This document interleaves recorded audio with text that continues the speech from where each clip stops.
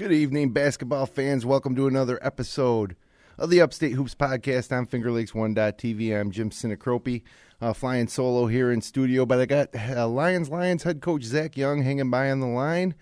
And thanks for joining us for a special Sunday evening edition of the show. Tonight we'll talk about all the action on the court this week, preview what might be the game of the year on the schedule on Tuesday night, and we'll reveal our updated Girls Super 6 and FL1 Sports Power Rankings straight ahead on the Upstate Hoops Podcast.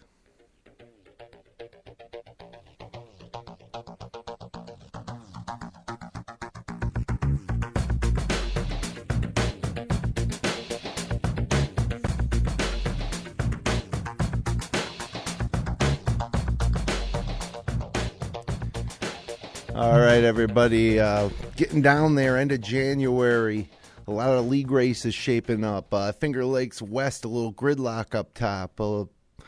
The North Row is holding on to a one-game lead over ER in Wayne County, still undefeated. And, of course, in the Finger Lakes East, some upsets this week, some mild upsets, but it's left just Newark and Minders tied atop the Finger Lakes East, and they play Tuesday night. So lots to talk about this week, and without further ado, let me welcome in via telephone Zac Young, head coach of the Lyons. Zac, thanks for joining us tonight. Hey, Jim. How are you? Fantastic. And you're going to play Minders on Saturday. And, I've been saying it all year, Zac. I know that maybe you're getting sick of hearing it, but I see your team getting a little bit better and better. Obviously, not the same result this season as last season's run to Glens Falls, but I think the team keeps getting better. You've played some of the best teams in the Wayne Finger Lakes, tight into the fourth quarter, and as a matter of fact, ER needed a three-pointer with 20 seconds left to beat you guys this week. So I still think this is a team that can peak at the right time and make some noise in sectionals. Am I crazy to think that, Zac? I don't know about crazy. We have some youth in our guard positions, and we've been involved in a lot of close games. We finally were able to come out with one right after the New Year with Bloomfield, and the kids are working and they're showing up, and we're just trying to stay positive with them and realize you can compete with anybody on a given night. So we really only got blown out one time, and that was to early college, who's a pretty good team. So. But the key is we have to be able to be, sometimes we play to the level of our competition, and I don't mean that as a bad thing to some of the teams that are down in the league, but, you figure if you're close with North Rose, you should be able to beat a couple other teams, but this doesn't work like that. So we're chipping away. The ER game would have been a nice game for us, but we just weren't able to pull it out. Gaines hit a three, and we had a look at a three at the end that went in and out. So, we've been unlucky, and sometimes we've made our own luck with some poor decisions in the last couple of possessions. But hopefully we get a couple more wins here going into sectionals, and you never know with the matchups. Yep. Maybe make a run. And, if you get to the semis, then anything can happen. You're always going to play a good team there. Of course, North Rose would have appreciated that if you pulled out that victory against ER as well. But, you got a freshman point guard, Justice Smith, who's really been consistently scoring for you guys. And is he maturing as the season's going on? I have been very impressed with Justice's demeanor and the way he's kind of grown up, like you said. He has to do a lot for us. He's our main ball handler, and he played pretty well versus ER. On the offensive standpoint, obviously he had 24 points. I think there's a couple plays that he wishes to have back. But the good thing about Justice, which I wasn't necessarily expecting, is I talked to him today. I went to a youth game that his brother was playing in, and he came up and he was upset with the number of turnovers he had. He looked at he watched the game online through an account that we have, and he's looking to get better. So there's not a lot of freshmen that I've encountered who watch game tape and go over to see what they did wrong. So that's a good thing for his future. Well, we'll talk a little bit more about your squad moving forward here in the show when we get to Wayne County. But I want to talk about, start right off with the Finger Lakes East. It was a rough week for for Penn Yan and Palmac, which sets up a big game on Tuesday night that we'll be live streaming on FingerLakes1.com.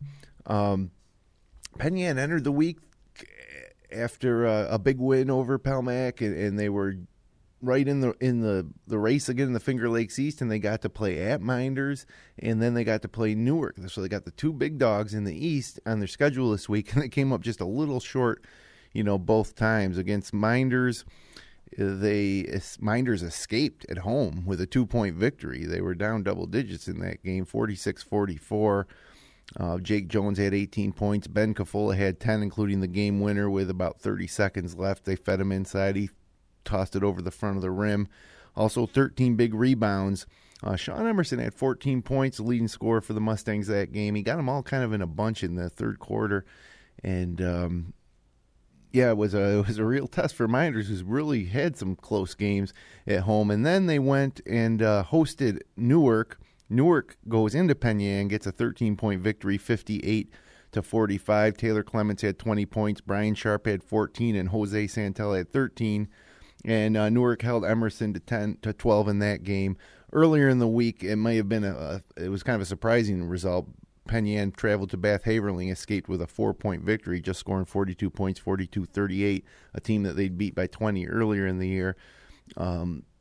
So, Zach, have you seen Penn Yan play this year? Yeah, I was actually at the Penn Yan Minders game. We got snowed out that night. Red Creek canceled the game, so I went over and watched the game. And I was Penn Yan, they had all the momentum, and Minders made a switch to zone, and they couldn't hit a shot, and Jake Jones got real hot. That was pretty much it. It was 17-2 in the fourth quarter. That's tough to swallow when you're on the road for sure. Got to give a shout out to my 10-year-old daughter. We were in the bleachers that game too, and I think Penn Yan might have been up 12 points, maybe 13 at some point in the third quarter. And I said, "Geez, honey, I don't know. Don't look too good for Minders here, huh?" And she says, "They need to put Jake Jones back in. He can hit some threes." And sure enough, Jake came back in, hit 5 threes, one of them a 4-point play, and pretty much single-handedly got the Blue Devils back into that game. And I was really impressed with Penn Yan's patience on offense, and it really looked like they had the game in hand, and Minders lucky to escape there. Palmac, on the other hand, was a team that was as high as number 2 in our power rankings this year, and they had a nice win against Mid-Lakes this week, 54-48. Holden Noor had 15 points, Devon McLean 12 points and 9 boards, Hunter Vandeveld 12 points, 9 boards. Kenny DeVay had 21 to lead the Screaming Eagles. And then they face Wayne, a young Wayne team who's really turning some heads. I mean, in another year or two, this Wayne team's going to be unbelievable. And they nipped Palmac in Palmac, 60-56. Braden Zenilovic had 21, and for the Red Raiders, Hunter Vandeveld had 17. Brandon Hawkins had 15 points, 5 assists. And it's just kind of cleared the way now, given actually I can pull up the standings here so everybody can take a look. You have Minders and Newark at 7-1, 2 games clear of Palmac in third place at 5-3. Penn Yan now 4-4, tied with Wayne, who's up to a tie for 4th in the league, both at 4-4. So, it's sets up a pretty big game on Tuesday night in Newark. And I know you've seen a lot of Minders. Have you seen much Newark yet this year? I haven't seen Newark live. I have watched them on on a webcast. Should be a good game. I heard the first game was very competitive. I think Newark was up. I don't know if it was double digits, but I think they were up in the third quarter, and Minders was able to pull it out. So like you said, big game Tuesday, first place in the league on the line. I don't automatically think the winner of that game is they're in the driver's seat, right. But I don't know that it's a lock that they're going to win the title because like it's been all year, a lot of these other games are very competitive, and I could see a Palmac or a Wayne or even a Penn Yan still affecting the outcome of the league title. Yeah, Minders has to travel to Penn Yan. I think it's their last game, their last league game, maybe their last regular season game.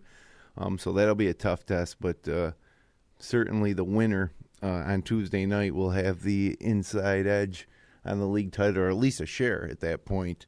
And, let's talk about your game on Saturday against Minders. And it's probably the same type of deal that Bob Havrilla's got with his squad. You both have one big man. You have Jordan Aumel. He has Taylor Clements. Minders has two big men, and then a couple more guys that can bring off the bench, and Bachman and Ruddy, and even Aiden Trout. They're just so much deeper inside. Do you think foul trouble for your big guy in Aumel and Clements will play a big part in those games? It depends on the pace. But yeah, that's Minders' strength. It has been all year. They have a lot of bodies. They've been able to overcome some situations where they've been in foul trouble or missing a kid or two, and they can go 10, 11 deep. Aiden Trout didn't see his team all year, and then he had a big game there the other week. So I thought they really pounded it inside versus Penyan early, and you could tell that was kind of their focus. But they only had 18 points at halftime, and they're a tough team for sure. Yeah, so it's a big week in the Finger Lakes East. Also in the Finger Lakes East, Waterloo seemed to be kind of putting it together, and they just really had a bad week this past week, losing to Geneva in Geneva, 62-45. Marquand Ross, 17 points and 5 assists. Noah Barber was 16 that game. And then Mid-Lakes comes into Waterloo, beats them by 10, 53-43. Ben Deming, 14 points and 10 rebounds in there. And sophomore point guard Bryce Burry, 15 points, 4 rebounds. And a fellow sophomore big man, Trevor Milliman, 10 points in that one. So the East, tough top to bottom. And like you said, Zach, the winner Tuesday isn't guaranteed the league crown because anybody. I even think that Minders has to play Waterloo at home in Minders in Seneca Falls. But, at this point in the season for Waterloo, they're going to treat that game like it's their Super Bowl. And so it's game Tuesday night's very important. 7:30 live on FL1 Sports. Brendan Harrington and Matt Verkey will have the call from Newark. So the Upstate Hoops podcast and all our coverage of Wayne Finger Lakes High School basketball is brought to you thanks for the support of Generations Bank. They have locations in Auburn, Farmington, Geneva, Phelps, Seneca Falls, Union Springs, and Waterloo. Check out their mobile banking app and visit them online at mygenbank.com. And by FLCC, thinking about life after high school, get your degree at Finger Lakes Community College.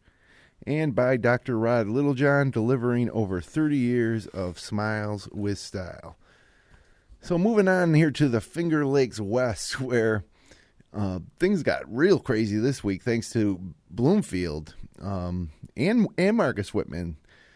Heading into the week, it looked like it was going to be a two-team race between Dundee and Naples. And wouldn't you know it, Bloomfield beats Dundee handily, 65-54. Hayden Ward coming up big for the Bombers, 26 points, 8 rebounds, 5 assists. Brian Beechler had 9. Wyatt Conklin had 8 points and 8 rebounds in that one for the Bombers. And then just last night on Saturday night, Bloomfield beat Honeoye 61-42. Hayden Ward, 19 points and 10 rebounds in that one. And Wyatt Conklin, 12 points, 4 assists.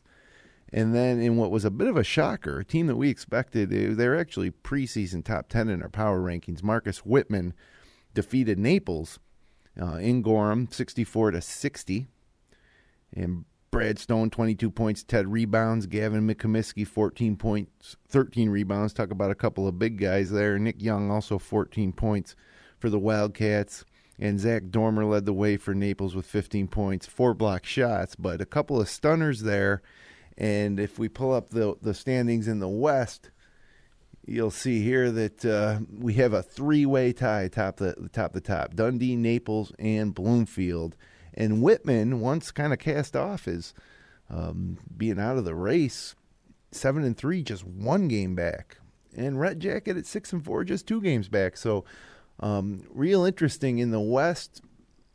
Probably top to bottom, the weakest of the 3 Wayne Finger Lakes leagues this year, but definitely not short on excitement coming down the stretch. We'll get a look at Bloomfield, too, a week from Thursday. They'll be in South Seneca to face the Falcons at the Jack Guinan Arena on FL1 Sports. So Zach, Bloomfield's a team that your Lions beat earlier this year, correct? Yeah, we did. First game after the new year.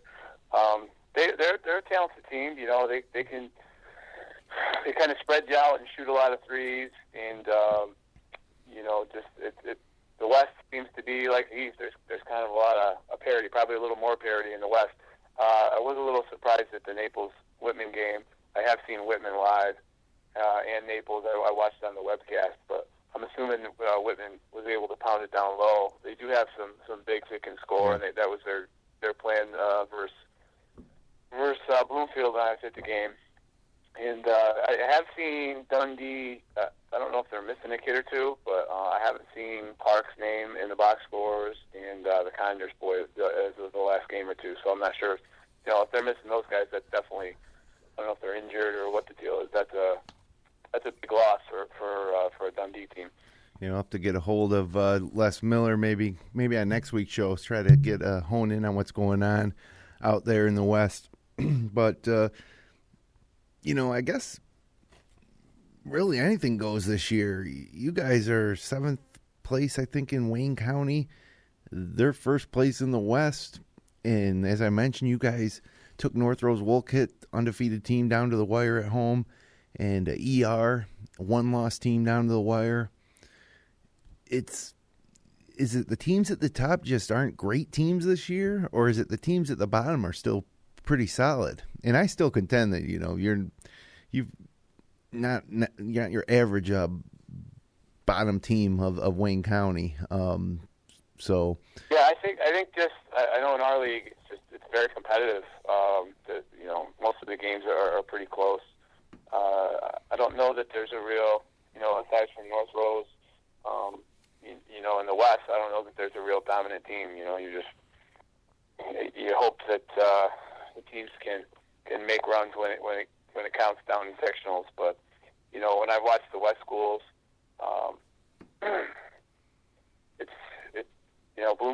Bloomfield has made a run.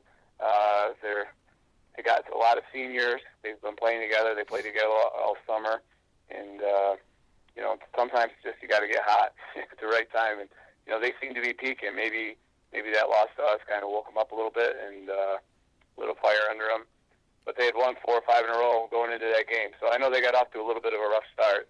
And Coach Maston plays a pretty challenging non-league schedule too, right. So that's got them ready for the league. And second half of the year, just like the East, who knows? I really had no prediction on the West who's going to come out on top. That could go anywhere. Probably will most likely end in some sort of tie, the way it looks like right now.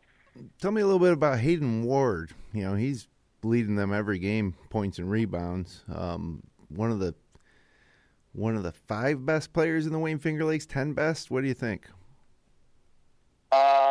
5 best. I don't know, but he's a pretty athletic kid. Can shoot it and can drive. He gets up pretty good. He's a pretty good athlete. He's one of the better. He's definitely a top 5 athlete, I would say, in the Finger Lakes West. And he's really pumped the scoring up here about the last 2 weeks or so. So I believe he's a senior leading his team, and it's probably the end. I got maybe a month or so left in my season. Let's go out with a bang. Yeah, and it's also getting about that time where we want to start talking about sectionals. Maybe next week we'll start focusing a little more on sectionals, and actually we've been putting together a little list of odds to make the Blue Cross Arena for all the teams in the Wayne Finger Lakes. So we'll probably start sharing that next week after we sort things out a little bit more on the court this week. Before I get off the West, just got to mention it. Probably the most famous 2-game winning streak in the Wayne Finger Lakes over the past several years was the Romulus Warriors, coming off a big win last week. Their first one in there's some people say 67. We think it's 74 games. They came back and beat Marion 58-48. So a 10-point win, no less. Kyle Bennett, 12 points. Ben Wyant, 12 points, 16 big rebounds. Bragan Passamonte, 10 points and 13 rebounds. Reese Holohan had 23 for the Black Knights of Marion. So Romulus goes on a 2-game winning streak, and it came to an end earlier this week as well. Red Jacket beat them 69-41, but Talk a little bit about the job Joe Peisnack's doing in revitalizing probably the deadest of programs. He's really just to get one win. You got to try to do in that situation, I would say, is you got to tell your kids the importance of getting in the gym, putting time in, and just you got to try to stay positive. And it was a great win for them. Winning them both, they were both great wins for the program, and I'm sure the kids are feeling a little bit better about themselves. But I don't know what they started the year off, but you probably, some of those kids are probably saying same thing's going to happen, and just to get a win and get over the hump, that will probably push them the rest of the year. I know they play Marion again tomorrow, at Marion this time, so there's another opportunity for a win, and also an opportunity for the Marion team to get their first win on the board. So, you got to start somewhere, and I know Joe puts a lot of time in. He was at our game when we played Marion at home, so he was out scouting, and he's doing all the things he needs to help get the program back on track. And for those of you just joining us, Zac Young, head coach of the Lyons on the line, talking some Wayne Finger Lakes hoops. And let's kick it over to Wayne County now. North Rose Wolcott still unbeaten. Their unbeaten streak intact. Clyde Savannah surging a little bit. And ER still with one loss. Now, the game of the week probably happened in North Rose Wolcott. Clyde heads to North Rose. North Rose holds on for a 64-63 win. They were down 5 with just over a minute left. Clyde missed some free throws. Connor Pendleton made a couple free throws with 20 seconds left in the fourth quarter to seal the win. Just a wild atmosphere up there in North Rose. Luke Gerstner, 20 points, 10 rebounds. Garrett Hoyt, 14.7 rebounds. Tyler Norris, just 11 points from a guy who usually provides most of their scoring. And Dustin Reed, 10 points off the bench. For Clyde, Jared Faneuil had 19. Derek Chance had 12. And Nate Paddock has been a real nice surprise for the Golden Eagles this year. He had 12 points in that loss. And then North Rose Wolcott comes back in the game that was on FingerLakes1.com, defeating Red Creek 54-39. Tyler Norris had 19, and Gerstner had 13, and Hoyt had 12. Nick Klein, 4 3-pointers early in that one, gave Red Creek an 8-point lead, ended up with 24. And North Rose survives a tough week for them. Both games at home, but a tough week. And before we talk about Clyde, just talk a little bit about the North Rose Wolcott Cougars. We praise them all the time on this show. We love their team play. We love the kids on the team. We certainly are impressed with the season they're having.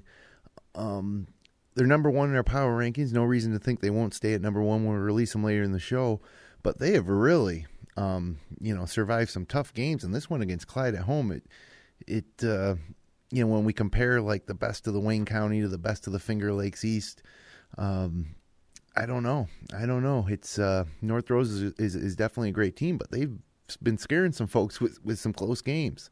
What do you think? North Rose is as good as anybody in this area, in my opinion. The one thing that they probably don't have that the East schools have, if they were to play heads up, is the depth. But Gerstner is having a fantastic year for them. Yeah. In my opinion, he would get a first team All-League vote for me.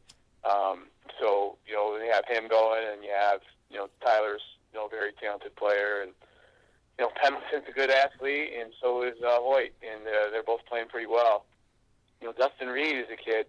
I think you mentioned his name. 10 points in the Clyde game. I don't think anybody even knew who he was going into this year. So they've had some of their role players are doing a nice job as well. Elijah Durham, another one. And I think that North Rose has the experience, and they got to the Blue Cross last year. I think that's going to be big if they can get back to the finals. I think a lot of people are anticipating that they're going to hopefully play Minders in the finals. And I think that could be maybe a deciding factor. Minders going to have the depth. But North Rose, getting the experience, having your kids just go through the whole day and being on the court is something that you can't really replace. And I hope those two end up matching up. It'd be a fun game. I know Wellsville's got something to say about that and a couple other teams in their bracket. But to me, North Rose, on a given night, they could beat anybody in our area. It doesn't matter the size of the school. But, they've had, like you said, they have had some close games and some scares, but they seem to find a way to win. Yeah, it's a trait of a great team. And sure, we are certainly hoping that Minders North Rose Wolcott game happens. But a long way to go for that. And such a tight-knit group of guys on that North Rose Wolcott team. The community's really behind them. And I should mention, too, no admission charge at North Rose. Everybody just walks in. I had never seen that before. I heard maybe they do that at Pelmac, too. Have you ever seen that before? I know North Rose. North Rose is the only place that does it that I'm aware of. I'm not sure about Palmyra. I know that North Rose has always done it. I was a little surprised, too, first time I went there. But, hey, it's their thing. It's pretty cool, actually. Yeah, no doubt. Especially, and I was thinking about it, why not just get the admission and put it towards the athletic boosters or whatever that money would go to. But, imagine you got a family in town, you want to come catch a game, you got 2 or 3 kids, you're bringing them to the game, you bring 5, 6, 7, it can get a little expensive. So I always said that I don't think students should ever have to pay to go watch their own team in their own school play, and that would be across the board. I don't like seeing students charge, but maybe that's for another podcast. So Clyde this week, and really the past month has seemed to have really improved since the first time we saw him back at the chiropractic college earlier this year. And I think that's another game, too. You guys had a tough game against Clyde, played them tough. And that's another team that's proven to be in the top of Wayne County and really definitely one of the top 6, 7, 8 teams in the whole Wayne Finger Lakes. Now, they lose that game, crushing loss for them, really, in North Rose, a game that they had won. And then they come back and just roll over Gananda 80-42. Jared Fanuel had 13. Dylan Ufholz had 13. Derek Cobb had 11. Clyde led 49-16 at the halftime of that one. And then Clyde comes back and loses to Section 3's Tully. I think that was yesterday on Saturday, 71-56. Nate Paddock led him with 17. 5 3-pointers there. And, just looking at this Clyde team, Derek Chance is still just a sophomore, keeps getting better. Jared Fanuel, senior, one of the best players on the team. And, guys like Carnivale, I think he's just a sophomore. Great shooter.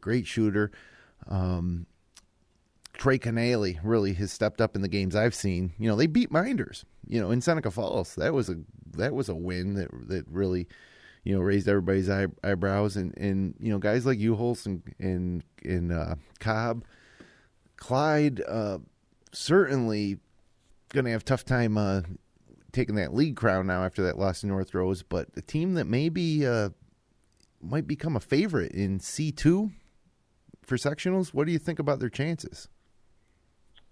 Clyde they're very deep.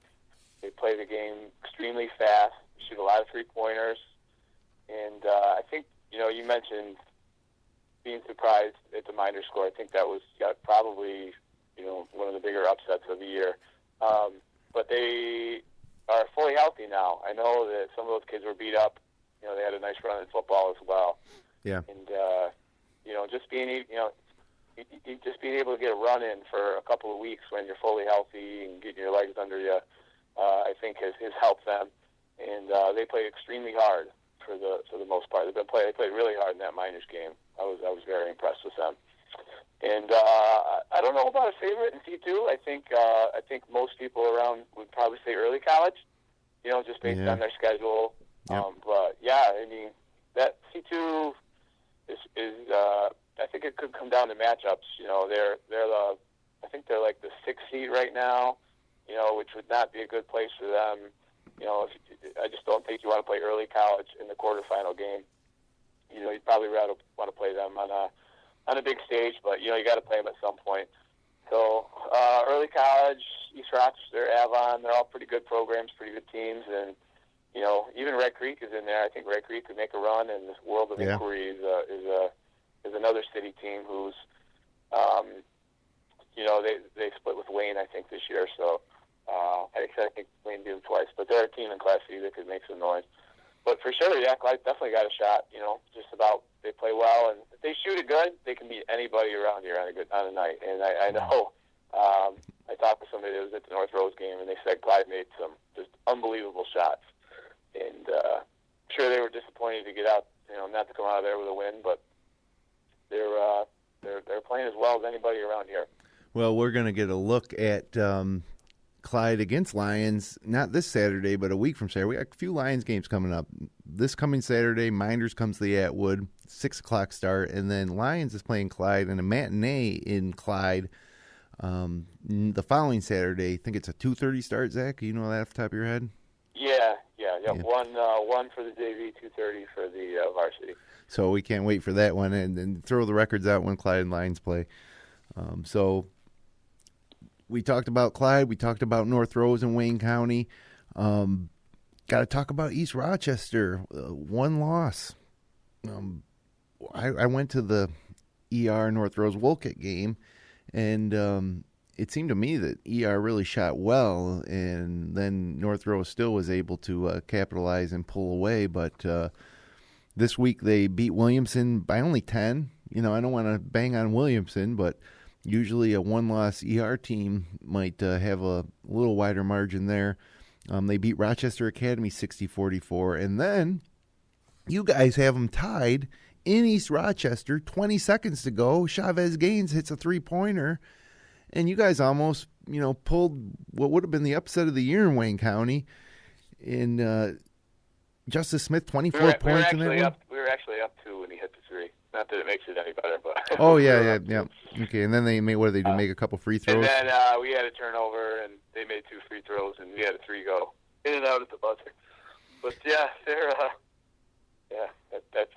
that's the recap of what happened. I can tell you're not too happy with the way that one ended. That had to be a tough loss, but again with a young team, and Justice Smith wasn't acting young that game. I don't think he seemed like a seasoned senior for you. The way he performed there, he had a pretty good game. ER is they're just so aggressive. They have, I'm not going to say superior athletes, but they have 4 or 5 good athletes playing on the court. Super quick guys at the guard position. The majority of the time, and they, Coach Michaels is famous for his matchup defense, and he has 3 or 4 different ones that they implement, and he's got them rolling right now. They don't rely as much on the 3 ball, but they certainly do. They had to versus North Rose. They can't match up size wise, but they just feast on turning you over and trying to get some layups in transition. So, if anyone's going to beat them, they got to try to keep the turnovers down and just dealing with their speed is very difficult. They have 4 kids who are extremely, extremely fast. Yeah, and they're young too. They're a young team. I think Coach is pleasantly surprised at where they are right now. He probably anticipated they're going to be good, but maybe a year away. I mean, they start, I believe, 3 or 4 juniors, so they're not going anywhere for a while. Yeah, I believe they were unranked in our preseason power rankings, and they moved right up to the top 5. We'll see where they are in just a few minutes when we release this week's poll. But first, let's take a quick look at those standings in Wayne County. North Rose Wolcott first place at 10-0, East Rochester second place at 10-1. And after that, you got Clyde in third at 7-3, and then you have a 3-way tie for fourth, Red Creek, Gananda, and Sodus. Before you have Lyons at 7th at 2-7, and let's just talk a little bit about the development of your team. It's a young team. You're going to lose Jordan Amel's a senior, but just talk a little bit about how your guys are coming along as the season's progressing. I think we are playing a little differently than we played in the beginning of the year, as far as pace-wise. And we just have trouble executing. So, we go over it. We've been doing a lot of situations. Yeah. If you've been following us, there have been some games, like you said, that are close. So, what to do when you're up 3, or how to end a quarter, and just trying to get some of the kids who really haven't had that experience, that hopefully it can translate over into gameplay here the months of January and February. grinding, and Justice has been scoring quite a bit. Ben Rockefeller's had a pretty solid year for us. Yeah. He didn't have the greatest game versus ER, but he's been in double digits probably 4 of the 5 games before that. And he's a junior, and Devin Franklin has had some flashes. He's a junior, and even our other bigs, Nick Kehoe and Jordan Harris, they're good defenders. We're really good defenders. We're just working on developing a little bit more of our offensive skill, and hopefully we keep working on it and come out with some W's here the second half. Yeah, yep, absolutely, and I think you will. Well, let's move forward here in the show, and let me give you our players of the week. Verk not in studio with us this week, but his player of the week is Brad Stone out of Marcus Whitman. 18 points in a win versus Romulus, 22 points, 10 rebounds, and a big win over Naples that's gotten Marcus Whitman back in that FL West title chase. And, and also a team that's playing a lot better as sectionals get closer. B1, I think, along with Naples and Minders, or B2, excuse me. Is that Whitman's in B2? They're in B2, yeah. They're in with Minders. Yeah, and with Minders in North Row. So we talk about hoping for that Minders North Rose Wolcott. Whitman may play a role in that too somewhere along the way. And then my player of the week had to give it to the valedictorian at North Rose Wolcott High School, Luke Gersner. 20 points, 10 rebounds against Clyde, 13 points against Red Creek. And Luke sat down with Harold Weber and Mike Alessio after their win at Red Creek for the Dr. Rod Littlejohn Smiles with Style postgame. I'm going to play you that interview real quick here. Well, the fans are some are still on the court here at North Rose Wolcott here on a Thursday night, the 14th. We invite you now to join us here on the Dr. Rod Littlejohn Smiles with Style postgame show. Harold Weber, along with my broadcast partner, Mike Alessio. Spencer Malone has given up his chair to a young man who deserves a chair. Thank you. And that, of course, is our young man here, Mr. Luke Gersner. Luke, congratulations on a great game. And Thank you. I know you guys still are undefeated. You had quite a scare last week. However, down 6 with a little over a minute, you found a miracle and came back. Yeah, That was pretty amazing. That must have pumped up the team in the locker room. Oh, yeah. We were very excited after that game. Now, Luke, Mike and myself and our other broadcast partner, Spencer, indicated that, in our view, you were the difference. You scored 13, according to our records here tonight. But what we thought was important, momentum shift. You scored the last 2 buckets in the first half. Yep. You scored the first bucket of the second half. Right, Mike? Yeah. You've been following Bass. He's a heck of a player in his own right. But, Mike, that to me was the turning point. The momentum shifted on Luke's play. Yeah, they expect that from you. Yep.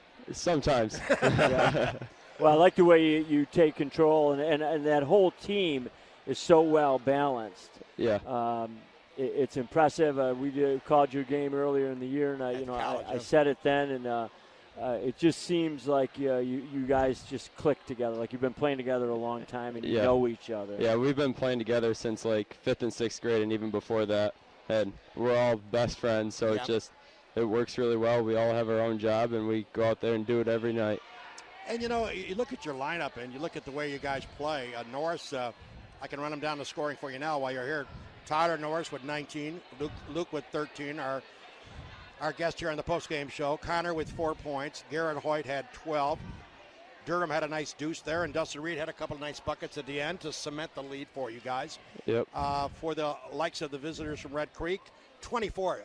You guys needed to get a mask to put on Nick Klein and maybe kidnap him off the court. Yeah. He was destroying you on those streets. Yeah, it didn't seem like he missed. What did the coach say? A little closer? Yeah. He put Connor on him in the second half, and that seemed to help a little bit. But he was scoring. It was amazing. Klein with 24. That was one of yours. Yeah, that was a nice shot Played an outstanding game. In the end. Noah Fisher with 9 got himself in foul trouble, though. Yeah. That helped you guys out. He had 4 in the first half. So that really hurt him. Willie Meyer with 4. And Zach Ferguson with a deuce. So, as you look at your team, and as you know, as the season continues, it's a long season, as you know. You want it to be long. Yeah, we do. But, you're getting efforts, and I've been following you because we're obviously from Seneca Falls. But what I've been impressed by is Norris may be the guy that gets quite a bit of billing, which he deserves. Yeah, he's real good. The last couple of games, or a few weeks ago, I couldn't believe it. I said to my wife, this is amazing. You guys won by 16. and 4 of you had double digits, and he had 4. Yeah. And that told me something, that it's not all him. Yeah. When he's not on, or they're defending him or double teaming him, whatever, you guys, the rest of the cast is coming through. Yeah. And that's what's important. We have a bunch of guys that can score. Tyler gets the most, though, usually, and teams expect him, but we have guys that can go out and score 15 points a night, and that just shows how well we play together. Where do you feel most comfortable at? I mean, because you were inside, you can shoot threes. I prefer staying outside, but if there's a smaller guy on me, I don't mind going down low. Yeah. It's good. And that's, coming across the lane is where you got, I feel, and I know Harold does, where the turnaround was. They're kind of coming across the lane, when they were playing that zone. So those were great shots. Yeah, I got a few open shots there in the lane. How about that dunk? What were you about to do? Let's talk about that a little bit. Here's what I think happened. You're going down, and you say, I'm going to dunk this. Yep. But if I miss, I'm going to be on the bench. Yeah. So let's try to lay it in. Yeah. Is it something like that? Yeah. But it was good. Connor got in there, got the rebound, put it back in, and so at least we got the 2 points got still. So I think we're okay. It was a good drive. Yeah. You said, I always find it interesting, you said you guys have been playing together since you were in 5th or 6th grade. Has, for instance, Tyler always been, how some kids as you get older suddenly come out of nowhere and are the better player? Have you always been about equal players? Yeah, we've always been about equal. Anybody grown more, growth spurt somewhere along that line? Elijah. Yeah, Connor used to be the biggest back in 5th and 6th grade. Isn't he always the guy? Yep, and then he stopped growing, so he became a guard, and then we got some bigger guys. There's always one guy like that. Yep. Yeah, that's something. Well, do you prepare? Do you talk at your practices that, hey, they're coming at us every game, or like the Clyde game, which congratulations on that one. I think you had 20. You had 20 in that game too, right? So you're coming on a couple hot games. Do you know that, or have you been talking about that all year? Well, before the past 2 games, coaches told us in the locker room, these guys are going to want to come out here, and they're going to want to beat you because we're undefeated, and they want to be the ones to knock us off. Yeah. And so that gets us going every game. We come out, we play as strong as we can, and hope for the best, and it's been working pretty well. Do you get nervous at all? I mean, so that game was tight up until midway through the 3rd. A little bit down in the locker room, get a little nervous, but when we get out here and start playing together, it seems natural. It works out. Good crowd here too. Yeah, you really got to love it. It's great playing with in front of these fans. It's really fun. Well, I got to tell you something, Luke. I've been doing this a long time via radio and now on the internet, play-by-play. But I got to tell you, a few things have shocked me tonight. A, since we're the press, we never pay anyways to come to these things. We set up and broadcast. But B, not having a charge at the door amazed me because that's the first time I've ever seen somebody taking money from people to come to games. Yeah. Very first time. And then Kathy Hoyt, the AD. Yeah. Husband, the coach. Son, the player. And she said she had a daughter who's in school now, in college. Yep. Amazing. So, and, of course, amazing continues when you guys were down by 10 early on and you guys come back and win it going away. So congratulations. Thank you. Thank you very much. Continued success to you. Thank you. Thanks for being on our post-game show. Thank you. Good luck. All right. Thanks a lot. Luke Gerstner, ladies and gentlemen, our post-game show, and they had a great game here tonight.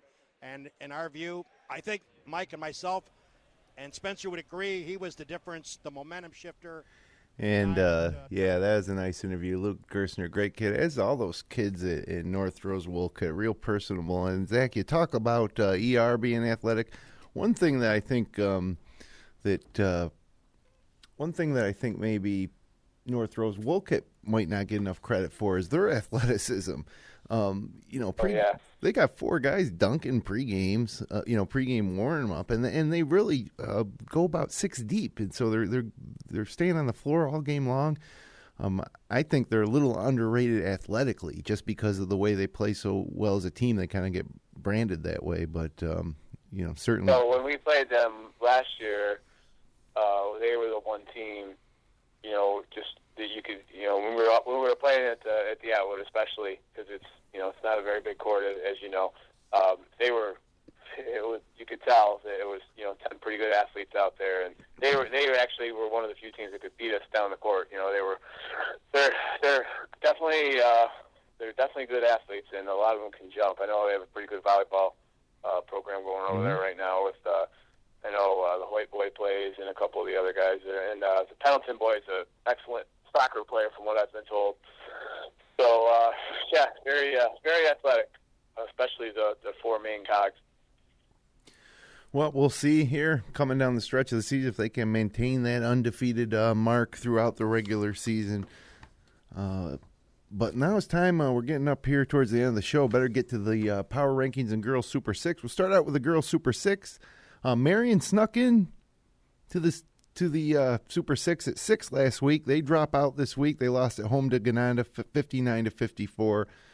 Also receiving votes in addition to Marion this week was Romulus. They lost at Bloomfield by 7. They won at Whitman by 12. And I think they beat Red Jacket on Saturday at the Jerry Robinson tournament in Waterloo, but I don't have a result for that one. And then Newark also receiving votes, defeated Mid-Lakes 57-21. They lost to Wayne 62-51. Both of those games in Newark. So I'm giving you the girls Super 6 here. Bloomfield slides in at 6. They won at home, as I mentioned, against Romulus 48-41. They beat Honeoye Saturday. Minders at 5. They had a big win against South Seneca in Waterloo at that Jerry Robinson Memorial Tournament. They stay at 5, though. They also won at Penn Yan 60-45. South Seneca was 2 last week. They dropped to 4 after that loss to Minders. That was the only game they played this week. Gananda, 3rd place. Big 59-54 win at Marion. Nice win there. And they also won 55-23 at Sodas this week. Number 2, Geneva picked up a 17-point win against Waterloo in Waterloo. And then number 1 again for, I think, the 7th consecutive week would be the Wayne Eagles. They won 62-51 at Newark. They also beat Palmac at home in Ontario 63-39. So let me pull up the Super 6 for you. There it is. Bloomfield 6, Minders 5, South Seneca 4, Gananda 3, Geneva 2, Wayne 1. And it's tough because, you think, well, geez, Minders just beat South Seneca. They should be ahead of South Seneca, but they also lost to South Seneca earlier this year. And Geneva beat Minders twice. Gananda's been great. I don't know, Zach, if you've had a chance to see any of the Gananda girls this year, being in Wayne County. I haven't. I know they have, I can't think of her name, their best player. I talked with our coaches, and they said she's the best athlete in the league, and they just said she could run, jump higher than everybody else, and she plays very, very, very aggressive. So yeah, they've been having a nice year for sure. I'll tell you real quick before we get off the girls here, South Seneca, having a great season at 4 this week in the power rankings. I was in Interlaken this morning for a 9 a.m. tip, 5th grade girls travel team. And our girls from Seneca Falls played South Seneca, and they had 16 girls on their team. I think we brought 10. They had 16. So Heather Mott has talked to us before about the quality of her feeder programs being the reason why their program has been successful. And they got over the hump this year, beating Romulus, something they hadn't been able to do the past couple of years. And so I just thought that was interesting to see 16 girls on the 5th grade travel team. So, as you know, Zach, in high school, those feeder programs are it's almost like recruiting in college. You need a strong feeder program with the varsity coaches involved, in the program from top to bottom is really the way to build a program in high school. Yeah, I mean, you're only as good as your feeder program. I heard somebody say that last week, and they seem to be, they've been slowly getting a little bit better each year, and hopefully this is the year that South Seneca can take that step and get that sectional title back like they had a nice run of a couple of years ago. Yeah, we'll be watching the Lady Falcons through the postseason for sure this year. Now let's move on to the boys' power rankings.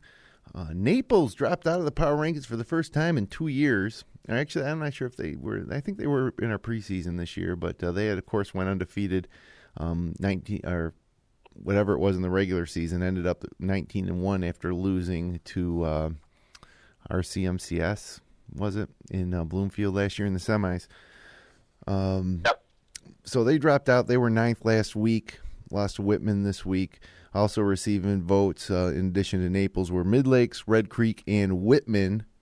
And let me just throw that top 10 up there right now. The one team that slid in and replaced Naples was Bloomfield. So Bloomfield making their debut in this week's power rankings, and there we have it. 10 Bloomfield, 9 Dundee. Wayne moves up from 10 to 8. Penn Yan drops one spot from 6 to 7.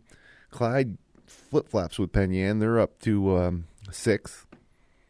Pelmac drops to 5 from 4. ER jumps from Pelmac dropped from 4 to 5. ER went from 5 to 4.